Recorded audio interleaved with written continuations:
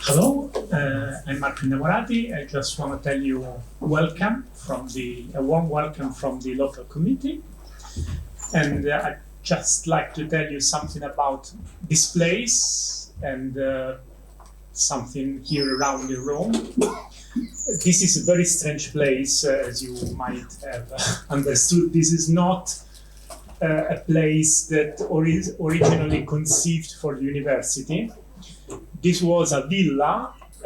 This was the villa of the Countess Mirafiori, because he was the lover of King Vittorio Emanuele II.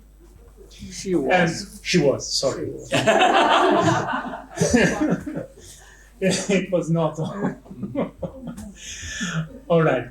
She was firstly the lover, and then the morganatic wife of the king, who was the king that unified Italy. And this Liberty Villa was built at the end of the 19th century for her. But when she was the lover, the king didn't want to come directly to her, so he built this villa, and he came to the convent on the other side of the street, Nomentana. There was a tunnel. She went inside the tunnel, and then here, after the death of the Countess Mirafiori, the Bella Rosina, and then the Countess Mirafiori, the villa was inherited by the convent, and afterwards, in 1981, it became the seat of the philosophy and modern language courses of the University of Rome, La Sapienza. Now Sapienza Università di Roma, it's the correct.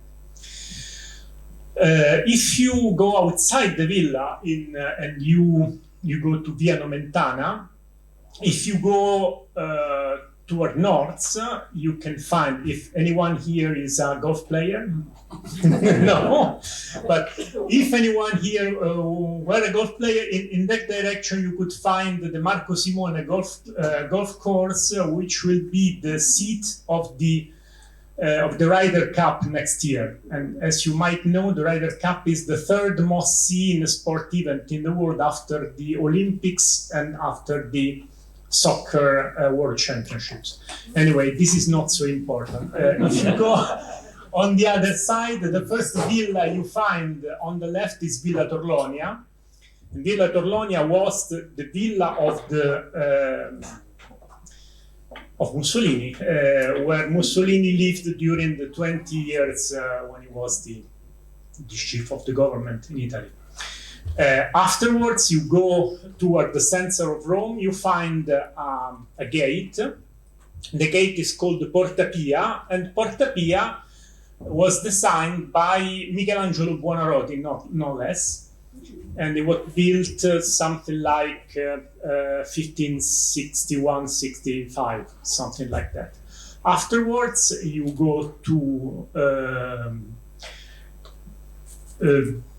20 September Street, and the first church you find on the right is Santa Maria della Vittoria, designed by Carlo Medardo, and inside Santa Maria della Vittoria you can find the Ecstasies of Santa Teresa by Bernini, which is you might remember at least from the 20th seminar from Jacques Lacan, no? Because it's on he was inspired by this.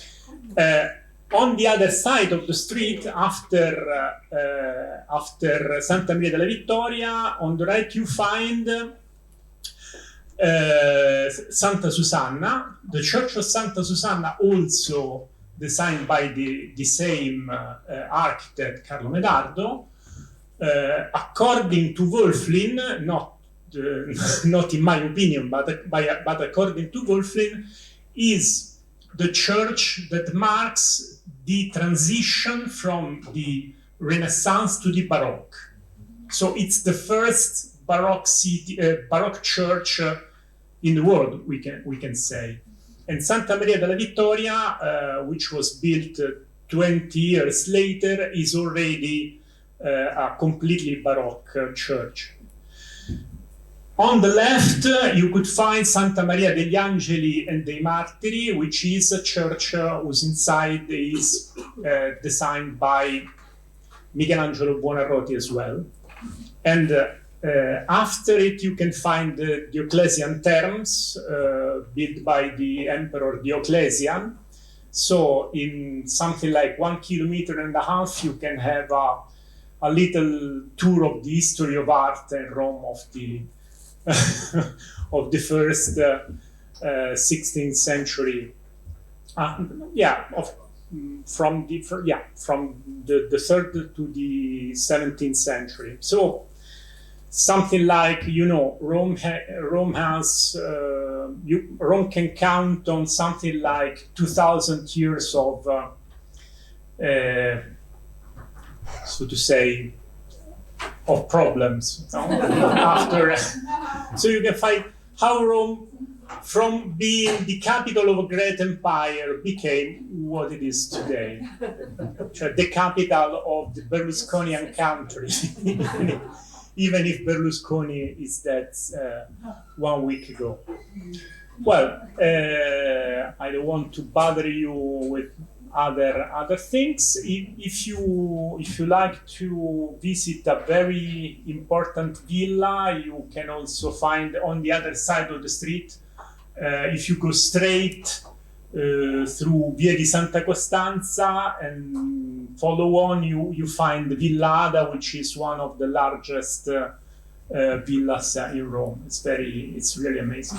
But here somebody asked me, was it the botanical or of the university? It's not, but here in the garden you find incredible things. You can find the only sequoia in Rome.